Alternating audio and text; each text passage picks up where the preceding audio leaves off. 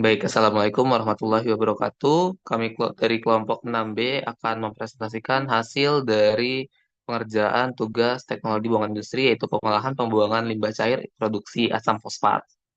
Next.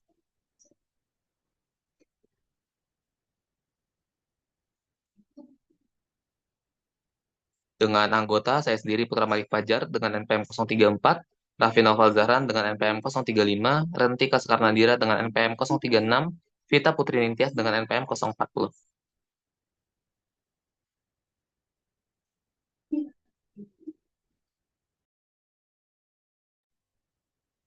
Pada perancangan WTP ada tiga, yaitu pre-treatment, primary treatment, dan juga secondary treatment. Untuk penjelasan lebih lanjut akan dijelaskan oleh rekan-rekan saya.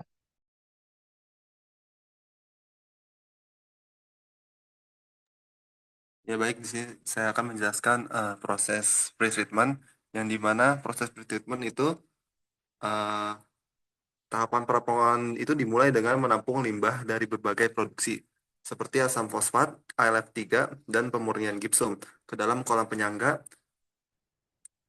yang digunakan sebagai cushion pond. Kemudian limbah selanjutnya dialirkan ke tangki penyesuaian pH, di mana pH itu disesuaikan dengan menggunakan larutan kapur, dengan tujuan dari tahap ini menetralkan pH agar asam mendekati pH netral, sehingga menciptakan kondisi yang memungkinkan adanya pembentukan endapan logam seperti CaF2 dan gipsum.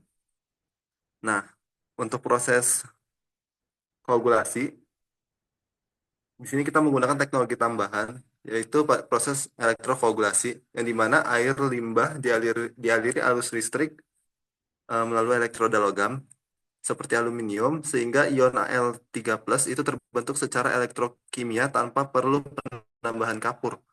Nah, ion Al3+ ini bereaksi dengan OH- di katoda membentuk AlOH3 yang berperan sebagai koagulan untuk membentuk flok.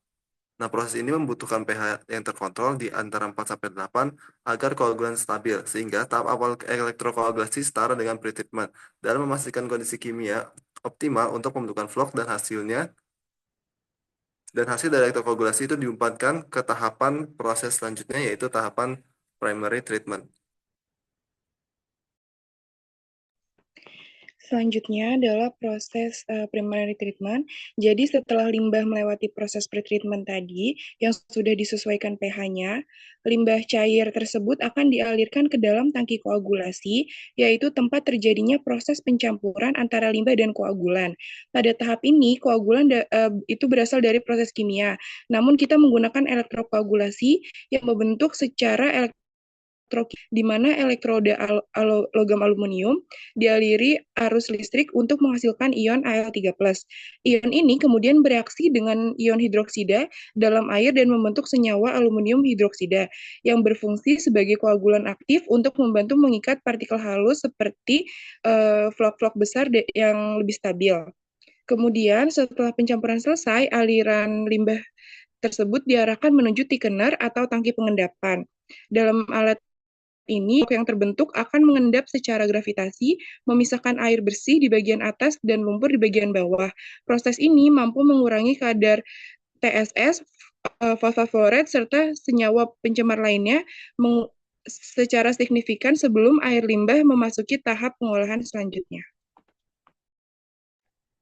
Baik, pada tahap pengolahan selanjutnya adalah secondary treatment. Pada treatment ini, proses pengolahan sekunder dilakukan untuk memisahkan air bersih dari lumpur ataupun sludge yang dihasilkan dari pengendapan di thickener. Nah, proses ini menghasilkan tiga, yaitu outputnya ada neutralized water, cake atau sludge padat, dan juga treated water. Nah, di sini tuh dalam elektrokoagulasi hasil dari proses membentuk floknya tuh langsung berlangsung pada proses pengendapan dengan bantuan gravitasi atau flotasi. Nah, di sini akan menghasilkan air bersih selat lebih sedikit dan yang bisa langsung difilter atau dikondisikan lebih lanjut. Nah, ini entah itu akan digunakan kembali ataupun dibuang sesuai dengan baku mutu yang ada.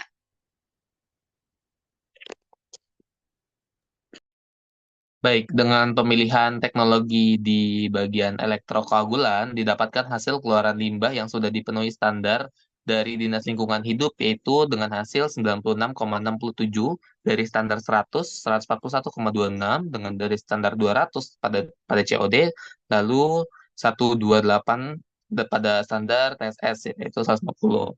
Baik, sekian saja dari apa yang bisa kami sampaikan dari tugas teknologi buangan industri. Terima kasih. Wassalamualaikum warahmatullahi wabarakatuh.